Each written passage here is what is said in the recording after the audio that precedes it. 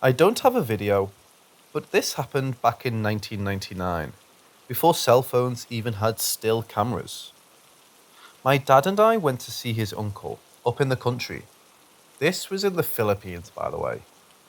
Now, his uncle he died in 2015, an albalero, or in English, a traditional healer, witch doctor, or whatever term you want to call it. This wasn't the first time we were going there, and I've been present during his healing sessions before. But this trip will forever be seared into my memories for as long as I live. We were on our second day there, shooting the shit with my dad's uncle and cousins over some drinks. I wasn't drinking because my dad wouldn't let me drink yet, since I was barely 19 at that time. So he was having a Coke with ice. My dad's uncle wasn't drinking that day as well, because he said he was expecting a patient. Said patient arrived with her parents at around 3 p.m. Now, this girl was maybe 16 or 17, slim and petite, and was a real looker. Kinda looked like Maggie Q now that I think about it. My dad's uncle ushered them inside, leaving us on the front porch. About an hour later, my dad's uncle calls us inside. He told us to change into white t shirts. I didn't have one, so my uncle, one of my dad's cousins, lent me one. I didn't know what was happening, but apparently, my dad knew what was going on because he gave me a look that said, "Ask your questions later." The patient and her parents were inside the room my dad's uncle used during his healing sessions, and before he ushered us in, he uttered some phrases in a language I do not know, and rubbed some oil into our eyelids, ears, scalp, and cheeks. It smelled like coconut oil, with something else mixed with it. We entered the room to see the girl dressed in a white, ankle length dress lying on a low bamboo bed, with her parents on either side of her. She had her eyes closed, and at first, I couldn't put my finger on it, but something changed with her. I looked at her face and then I saw it. She looked old. Not old, old, but she looked 20 years older. She looked like somebody else. There was a porcelain pot by the foot of the bed, and when I looked in it, it was filled with centipedes, and they were wet with some kind of, well, something. My dad's uncle asked us to each take a limb and hold on tight.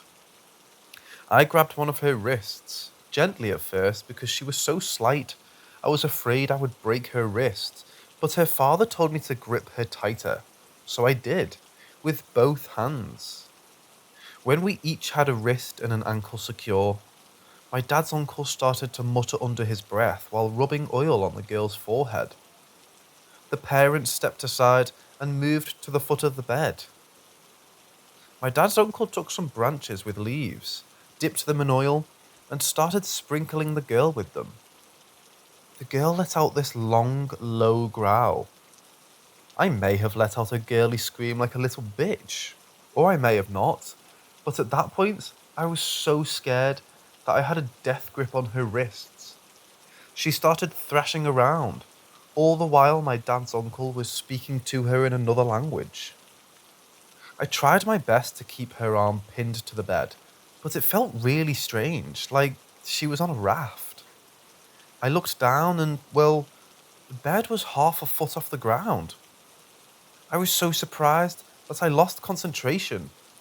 The girl shook herself free of my grip and smacked me across the face so hard I was knocked out.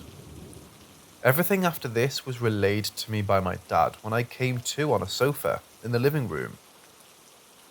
The girl's father took my place. The girl started talking back to my dad's uncle in a different language. According to my dad, this went on for quite a bit, with the girl even laughing a couple of times. My dad's uncle then took a length of black sewing thread, dipped it in oil, and laid it across the girl's throat. The girl started choking and turned blue and stopped breathing. The parents, understandably, panicked.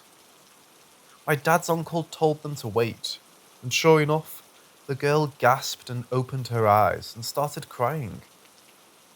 Turns out, the girl was cursed by a barang hired by a scorned suitor. A barang in the Philippines is something worse than a witch. The centipedes inside the pot, they came crawling out of her vagina during the first hour we weren't in the room with them. A few days later, word got to us that another healer a few towns over died the same night the girl was brought to my dad's uncle. He died of strangulation.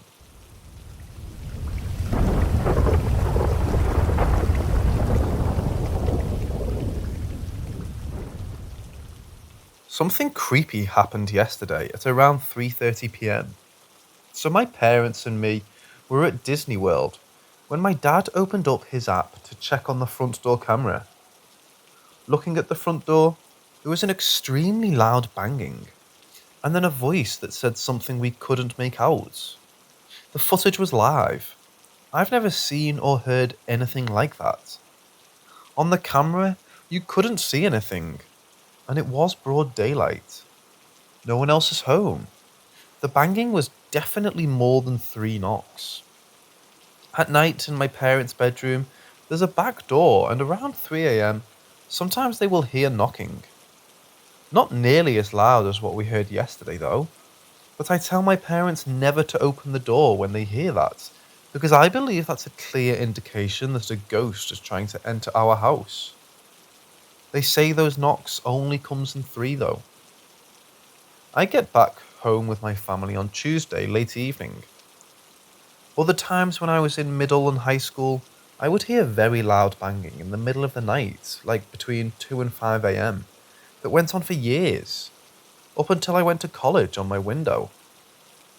It wouldn't happen to my sister's room, which happens to be closer to the front door, or any other room in the house that I wasn't sleeping in.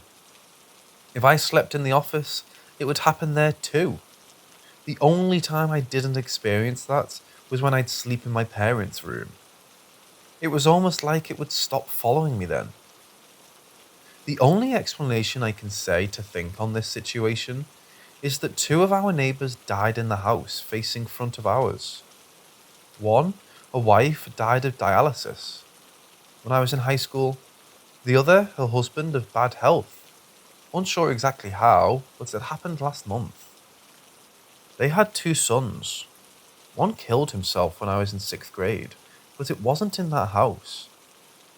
The other one now still lives in that house with his girlfriend and 2 young children. We have a good relationship with our neighbours, but I really feel like these things may be coming from the neighbours that died across the street. We live in a dead-end neighbourhood with about 30 houses. There's only one lane on our street. Everyone is relatively friendly and talkative. It's a very nice area. I've read up that 3 knocks means someone will die in our family, but nothing has happened.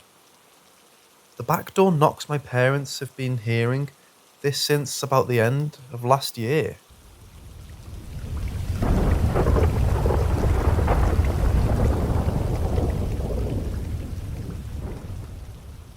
One Saturday morning when I was 5, my dad had went and did the grocery shopping. I snuck into the kitchen, found my favourite Cocoa Pebbles, and snuck them back to my room and climbed into bed, where my mama was still sleeping. I was eating my Cocoa Pebbles when I saw fingertips touch the bottom of my window and slide it up and open it. As the window was sliding up, I threw my cereal up and it rained down on top of me. I tossed the box under the bed and covered my head up, getting as close to my mum as I could. I finally got the nerve to look out of the covers in time to see it slither down my wall, coming in from the window like a shadow would slink. I watched it scared but unable to move. It stretched out on my floor facing my bed and put one hand under its pitch black chin. The thing's whole body was shaped like a man's and a pitch black, but its eyes were red as crimson. I screamed and yelled out Mama. My mum sat up, saw the thing, and saw it was looking only at me. She pushed me down in the bed and covered me all up, head to toe, and told me do not move or make a sound, or look out of the covers. She had to go right across the hall to get my dad and the Bible. I was so scared laying there and took a small peek out from under the covers. The thing slid so fast up to where I was peeking out of the covers and smiled this scary, spiked, toothy grin at me. Mama ran back into the room and grabbed me up as fast as she could. It slinked back and laid there again with its left hand under its chin and its right arm stretched out to me, palm up, and spoke to me saying, "Leora, it's time to come home." My dad, who's a preacher, pushed my mom and me out of my room, slamming the door behind us, and the next thing that I heard was my dad praying and repeating something from the Bible, and this unnatural, blood-curdling, screeching scream. The door to my room was shaking, and you could hear things hitting the walls and falling. When my dad came out of my room, he anointed me with blessed oils, and I don't remember anything else from that day after that. The next morning, I woke up to screens being nailed onto all the windows in the house, and crosses on each side of each window. When I asked my mom if dad got whatever it was gone out of my room, she told me to hush. We don't talk about that stuff. It never happened, or had to be just a dream. If it was a dream, why was the cereal in the covers still, and the box under my bed? Why did they put screens nailed on? Why did they put crosses up? What was that thing? And how did it know my name? Why don't we talk about it if it was a dream?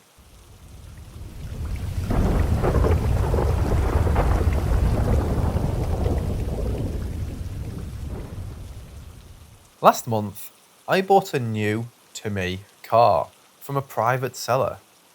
I love the car, it's great. However, once I bought it, I drove it to my father's house to let him see it. Upon arrival, my dad walked outside as I was sitting in the car. I rolled my window down and my dad immediately started leering into my car behind me. He was staring into the back seat, so I instinctively turned around to look. Nothing. I turned back and asked my dad what he's looking at. He brushed this off and congratulated me on my new purchase. After a couple days driving the car, I began to notice a strange presence sitting behind me. In the rear right seat. I'd see a shadow in my rear view mirror, try to look at it, and it would be gone. For weeks, I dismissed this as my mind playing tricks on me. Until about 2 weeks ago, I was walking out of my workplace towards my car.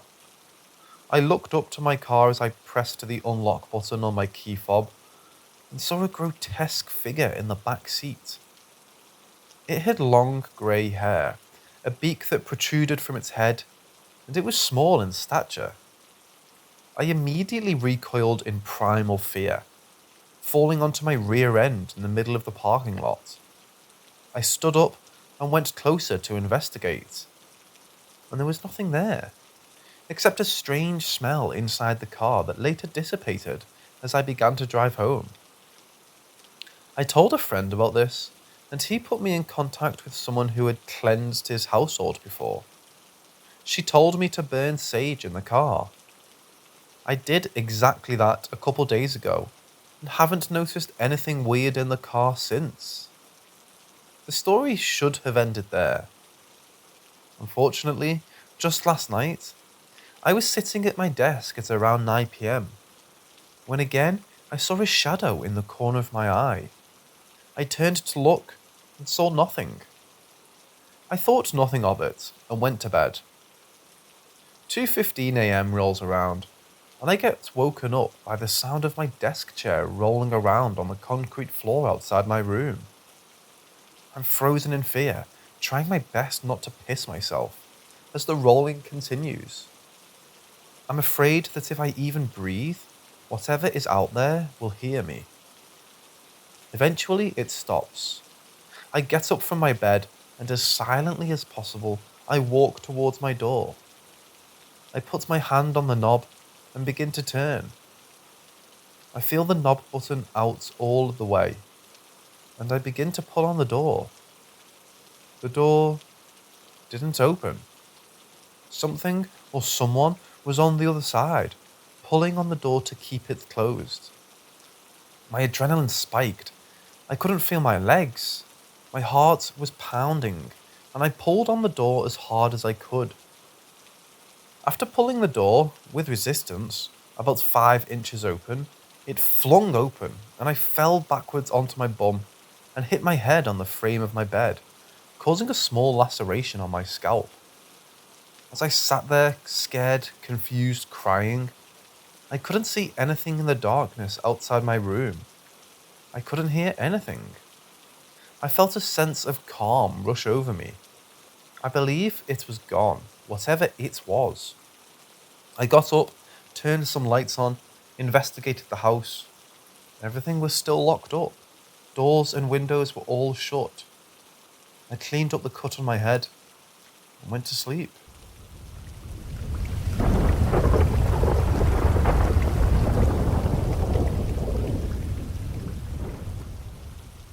In the 14th century, the plague arrived here and with a vengeance sought out to kill everyone in sight. A few managed to escape to a decently large island in one of our biggest lakes in my country. The plague wiped them all out, one after the other. In the end, the whole island turned into basically a large cemetery. Or so I've heard. Another thing that is important to the story is that an author lived here in the 50s before moving to another one. The house and adjoining sheds still stand. I love the outdoors, and after coming across this island on Wikipedia, I just needed to go. And then the opportunity arose. My family and I found a road close by and followed a small path to a little peninsula. The island measured at the very least a half of a mile long and was truly a sight to behold. It might not seem big, but when heavily forested and covered by cliffs and large hills, it's larger than you might think when on foot there. Well, I swam over there. Took about 5 minutes, and that was around 100 to 200 yards. The water wasn't warm, but perfectly cool enough to shield me from the blistering heat. Not too challenging, and I was in a very good mood, to say the least. Immediately, I didn't find a path, and that's why I just walked until I found one. After coming across a little shelter, I continued to walk. And I was taken away by its enchanting beauty. Crisp blue water which almost looked like a lagoon, 100 feet high cliffs on a small island in northern Europe. The truth was, it seemed so incredibly amazing. Just too good to be true. My journey continued and I went on. After finding the lagoon-looking thing and being both bewildered and amazed, I continued. And I still regret that. So very much. The thing that I recall was that after I passed a little meadow, my mind immediately thought, this will take a dark turn. And maybe I just kind of made myself think that it was different. But it just feels like this cozy and wonderful atmosphere changed. And it all just seemed different after that. Well, you know how I mentioned the author's house? Yep, abandoned since the 50s. I saw it. But before I could reach those forgotten and sad-looking old buildings, I needed to cross some ferns. They didn't look odd or anything like that. It was just a path between some patches of waist-high ferns. For every other step I took, I heard movement from the ferns. I stopped, looked around, found nothing. Figured it was a rabbit or something. Took some more steps, the movement and snap of twigs got closer and closer. It was following me. Trying to shut out my increasing feeling of unease, I went up to see this old house. Coming closer, I saw how shitty it looked. The main house and the surrounding sheds looked beautiful, but long forgotten and neglected. The lake looking at me from behind the house was a bit of a relief. Then I heard voices. People were talking from inside or behind the house. Now I was seriously horrified and got a feeling of dread I had never felt before. I just wanted to jump into the lake and take an extra long route back so I wouldn't have to be there anymore. But whatever it was that talked, I never want to meet, ever. So I did the only thing I could do. I ran, past the ferns, still hearing it following me. But after some very uncomfortable pacing, I finally crossed over the meadow and I felt better. In the end, I managed to swim back, but not until I came to the shore from where I arrived. I had a feeling that someone or something was following me. I still don't know what it was there on the island. It was so very beautiful, as I don't think I ever want to go back there.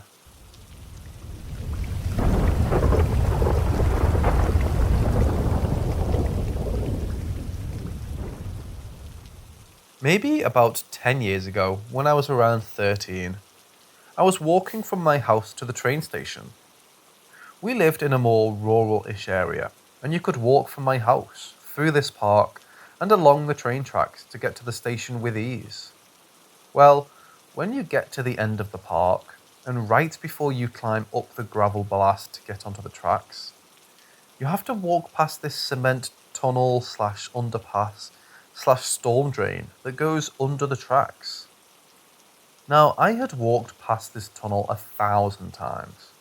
It's pretty short, only about 15 feet from end to end, and maybe about 6 feet tall. No lights in it, no grates or vents, just a solid concrete tunnel. This one time I was walking past it on my way to the station. I thought I saw something in the tunnel out of the corner of my eye. Now normally there was nothing in this tunnel except random leaves, sticks, and other debris that a storm would track in. So being able to distantly see something was a little out of the ordinary. But noticeably pale, what did you see? I'm so glad you asked. I looked down the tunnel, and mind you, I could see straight through it since it was still light out, and saw what looked like a noose hanging from a section of rebar in the tunnel. I remember looking harder and noticing that what I thought was a noose wasn't illuminated like it should have been, given the lighting at that time of day, and looked distinctly black. I hesitate to describe it as shadowy, since it was very much opaque. I got spooked, and at that time noticed a large mass on the ground under it that had the same weird dark ambience to it. A corpse? The projection of a corpse? Who knows? I certainly don't. Years have gone by, and I've passed that tunnel again and again since. I don't look down it anymore, but the few times I have, I've seen nothing that would indicate that a corpse, noose, or anything at all for that matter was ever in there. I got really invested in this a while back and scanned local papers and social media pages to see if anyone talked about finding a body or a noose, thinking that someone killed themselves in there and I just happened to stumble across it. Nothing. I couldn't find a thing. So yeah, that's where I'm at. Not sure if spirits can manifest as things as well as human-esque forms. Not sure if anyone else has experienced something similar.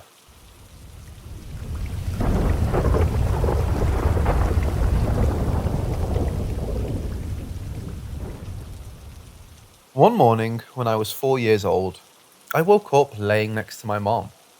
We would sleep in the same bed, since we had to live at my grandma's and we stayed in a very small, cramped room. Something was weird about this morning, because I could see small stuff floating in the air. Being 4 years old, there's not much that went through my head looking at these things. The best way that I can describe it is like when an old television went static and all those colours and pixels would move about the screen, like that. They looked like pixels or triangles, diamond-shaped colourful things. At first, I thought they were fun, and sitting in bed with my mom sleeping beside me, I was trying to grab them, but I couldn't. I remember trying to grab them in between my tiny fingers. I then noticed they were coming from the ground and were floating upwards directly onto the ceiling. More and more of these things started to appear and going directly onto the ceiling where a perfect square was being formed by them. The square made the ceiling look like it was wet. I started to get scared, so I shook my mom to wake her up. She opened her eyes and I said, "Look," and pointed at the square on the ceiling. Her exact words were, "It will dry up with the sun," and she quickly fell asleep because she was in such a deep sleep she couldn't fully wake up. I hid under the blankets, and when I looked again, the pixel things had stopped coming out of the ground. When I looked at the square on the ceiling, I couldn't believe what I was seeing. It was like looking at a television, but more blurred. It looked wet, and saw some colourful teddy bears and started dancing from side to side. They were smiling and dancing faster and faster. After about 3 minutes, one of them looked at me and smiled, stretched its hand out and said, "Come." I shook my head, still hiding under the blanket with only the top of my head peeking. It once again said, "Come," with its hands stretched out to me, and I shook my head no again, very panicked. I now completely hid under the blanket and didn't want to look anymore. I waited and waited until my mother finally woke up. I didn't mention anything the entire morning until past noon. I asked her, "Do you remember seeing the square above the bed?" As soon as I said that, my mom turned her head fast and answered yes, very loudly and kind of shocked. She asked me what happened because she thought she had dreamed it and I told her everything. She was very frightened by what I told her, and she told me if I ever saw that again, to not go with them.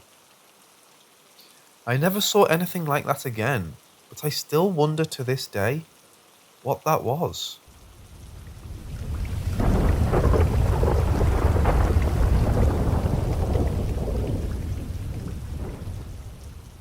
For as long as I could remember, I've been haunted by a very tall black figure.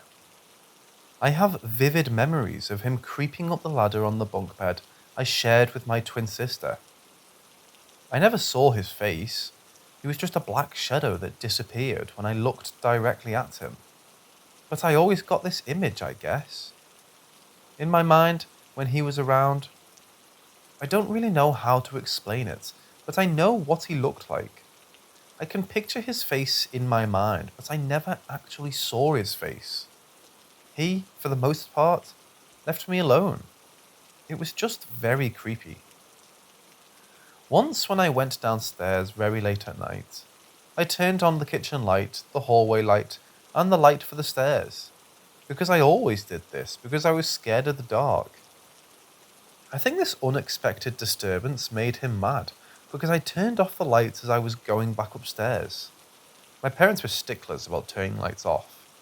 And right after I turned the stairs light off, I saw him behind me in the mirror at the end of the hallway, with very bright red, ominous eyes. I could feel his anger. This was the only time I directly saw him. There were more small incidences in that house, but that was the worst. I moved out of my parents' house with my now husband, and he, the shadow, followed me to my new house. He only stayed in one area though, and was a lot more subtle. He stayed in our laundry room, which had no door. The whole house had no doors. We were broke 18-year-olds, don't judge. We didn't have a washer and dryer, so we used it for storage. The laundry room was directly across from my room and had a perfect view of me while I was sleeping. It wasn't so bad. I could just feel him watching me sometimes. I slept in the living room a lot. My husband and I got pregnant with our son, so we moved into a bigger, better house. It had doors. The shadow came along too. Again, he only stayed in one area of the house. The room that was going to be my son's nursery. My son wasn't born yet, so obviously I wasn't in that room very often. And once my son came, I kept the baby in my room 95% of the time. Because I was nervous at first time, Mom. Potential SIDS scared the crap out of me. The man only appeared in the nursery, and I never saw him. I just felt that he was there. I don't remember if I ever felt him in that house after my son was born. I was a huge ball of anxiety as a first time mom, so I didn't notice a lot of things and honestly barely remember my son's first few months. My anxiety levels were not normal first time mom anxiety. I was like in survival mode constantly and scared of not being a good enough mom. So I don't know if the haunting stopped when I had my son, or I know this sounds silly. I turned 20 just a month before my son was born, so I wasn't a child anymore. I'm really not sure. It just stopped. I no longer see him or feel him. I haven't in a long time now. I wish I could remember the exact last time I felt his presence, but I don't. I moved again when my son was 7 months old, and I haven't seen or felt him ever again.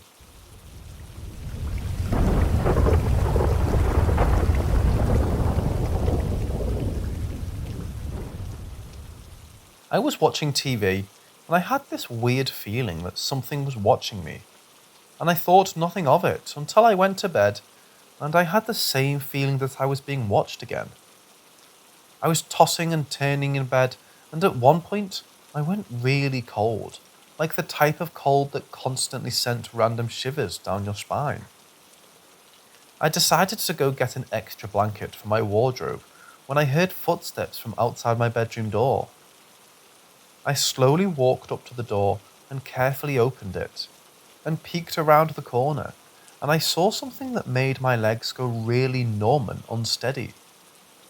It was a faint shadow figure with a slim waistline, and it turned to look straight at me. The eyes glowed white, and before I processed the fact what it was, it started running down the hall straight at me. I quickly backed up and slammed the door and got back into bed, thinking that I was safe, but little did I know, it would come back. About 10 minutes later, there was a knock at my window, and the same thing that was outside the door was looking through my window straight at me. My heart started to beat rapidly, and I was heavily panicking while shaking.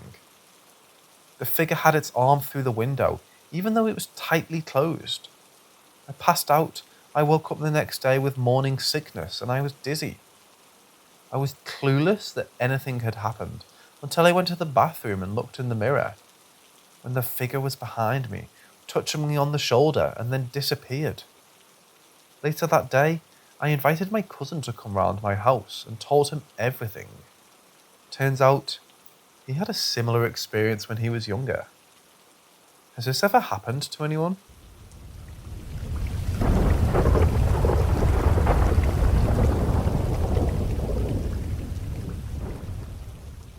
Last night, something that made me lose my sleep happened, and although I'm not scared, I don't want it to happen again.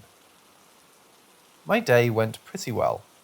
I got a day off work, spent my whole free time at home, and focused on some hobbies. Night came, and I went to sleep. I wasn't feeling too well, probably because I got my vaccine shot recently, and I was very tired, so I slept like a rock almost all night, until about 20 past 3 in the morning. I suddenly awoke, although my eyes were very, very tired and feeling a little cold, but my legs were sweating. And then it happened. I swear to you all, I wasn't dreaming, drunk, or high. It was exactly 3:38 a.m. Something adjusted and tightened my blanket across my shoulder and back of my head, like a mother covering her child that had messed up all its bed sheets. It took me a while to notice it, to feel it. but when I did, I tried to push it back. But it was like my body was being held by my bed, pushed back, or something like that makes any sense. I cannot describe well the latter. I managed to find strength and hit the light switch, which was a little above my head, when I lay down in bed. I saw absolutely nothing abnormal. Everything was just fine. I sat in my bed, processing what happened, and the first thing that I did was pray and politely ask it to leave. I thanked it for the company, but here is not its place. It's my bedroom, and since I need to get up early for work, I needed to rest. I got up, went to the bathroom, took a few minutes there, and went back. I held my phone close in case I needed a quick light source and tried to sleep. And again, I couldn't. My eyes started watering like crazy, especially my left eye, almost like I was crying boiling blood. And tears went down my face, and I couldn't also keep my eyes closed for too long. That was around 4:50 or 5 a.m. I didn't sleep anymore. I woke up as usual and reluctantly told my mother, who was a lot more religious than me, and she told me that I did the right thing praying and talking to it, and for me not to worry much. She provided me a small Jesus Christ statue and a Bible for me to put somewhere in my bedroom. I go to sleep right after I finish this. For some context, the house that I live in belonged to my grandparents when they were alive. My mother grew up in this house and left when she married my father. They've divorced and my grandparents passed away some time ago. Mother and me decided to move here, so we didn't need to pay rent anymore. After my grandparents, they were always kind and lovely to me, but not the greatest when my mother was a child. Even in their last years, they were really possessive about everything they had, from clothes to money and the house itself.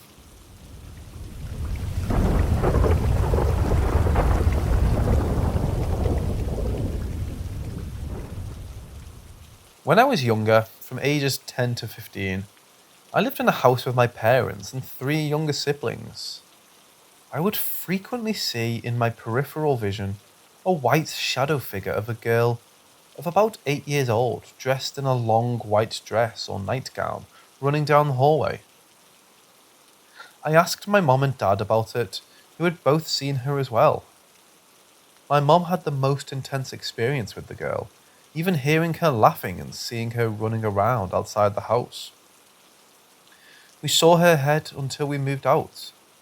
She never caused any issues except running down the hallways, and then the times my mom heard her laughing and saw her outside. Then we had renters move into the home who had a 2-year-old child.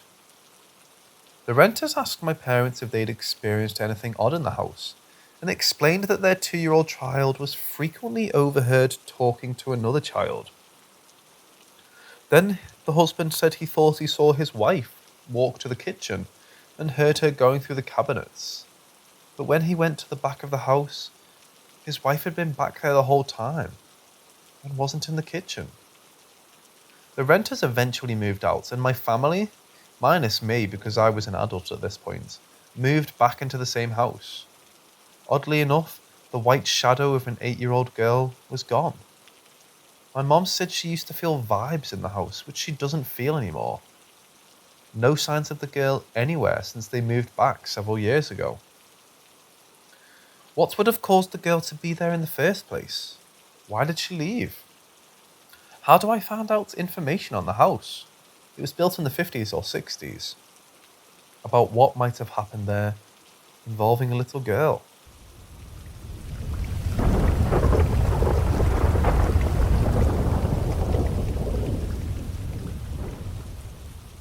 I, 24 female, live in a 3-bedroom house which belongs to my grandparents, who passed the house down to us after they passed away. They died in the hospital, so no one has died in this house, but the house is so old and has never been remodeled, so it's always had a creepy vibe. My old bedroom I changed bedrooms after this happened, is in the farthest corner in the back of the house. The bedroom has an old window where you have to slide the window up to open it, if that makes sense.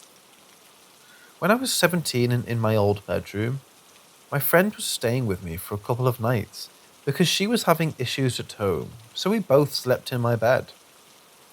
The window does not have a screen, and it doesn't have curtains on it either, so at night I always close the window so bugs don't fly in. I get up to close the window and we go to bed. I wake up in the middle of the night for no apparent reason. I wasn't having sleep paralysis. I was wide awake and I could move. I look towards the window and feel a punch of fear in my gut. Standing by the now open window was a tall, all-black figure. The only thing I could tell the shape of was a hat, like a sun hat almost. It was so utterly still like a statue and really tall. I shut my eyes immediately and my heart was beating so fast. I was lucky my friend was in bed with me, so I wasn't alone. I shut my eyes for a whole hour and refused to look again. I woke up in the morning and nothing was there, and the window was closed. I didn't tell my friend what happened because I knew she would think I was crazy. I moved rooms shortly after that and never saw a shadow figure ever again, and I'm in my 20s now. Doing research, I found out a lot of people see a shadow man wearing a hat. He's called the Hat Man, and it's sleep paralysis, but here's the thing. I was wide awake and I could move. This was not sleep paralysis. All the Google pictures of the Hat Man look exactly like what I saw. I still never forget this experience. Also, I had never heard of shadow people before. This nor the Hat Man. So it couldn't have been my subconscious creating it, because I had never heard of the Hat Man before. Never. I was actually even more scared when I found out it was common phenomena, and that the Google pictures were exactly what I saw. It kind of solidified the fact what I saw was actually there.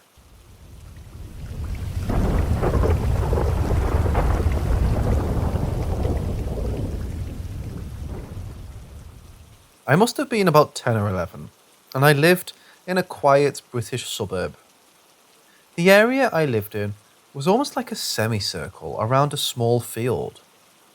There were roads leading off them from the semicircle down various side roads to other homes. Me and about 5 other kids used to go on the field and play. There was a small strip of forest at the back of the field, between 5 and 10 meters long. Then behind that forest was a fairly busy road. We would climb the trees and just do kid stuff.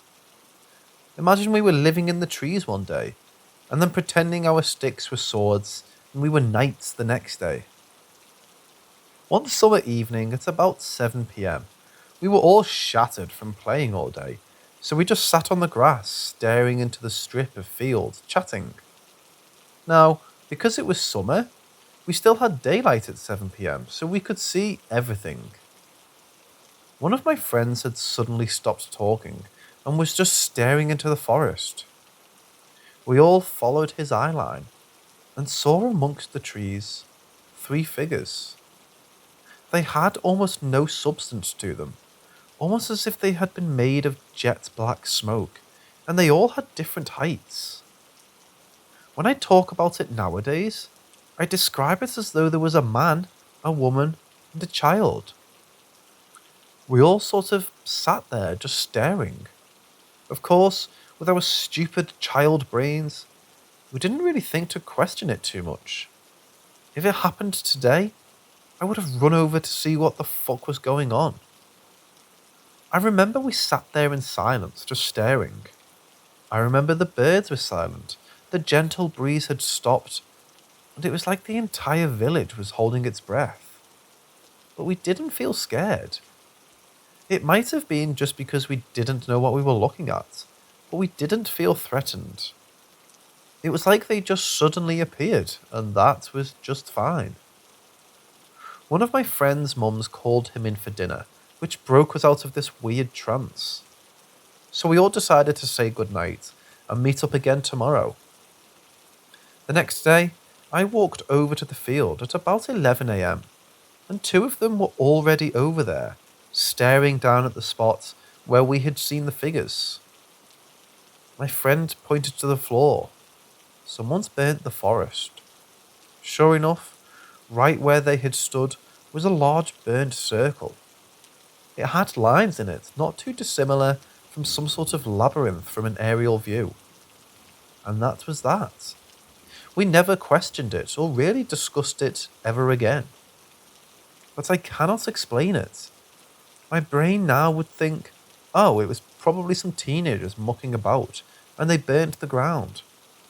But that still doesn't explain the weird silence or the odd texture of their being.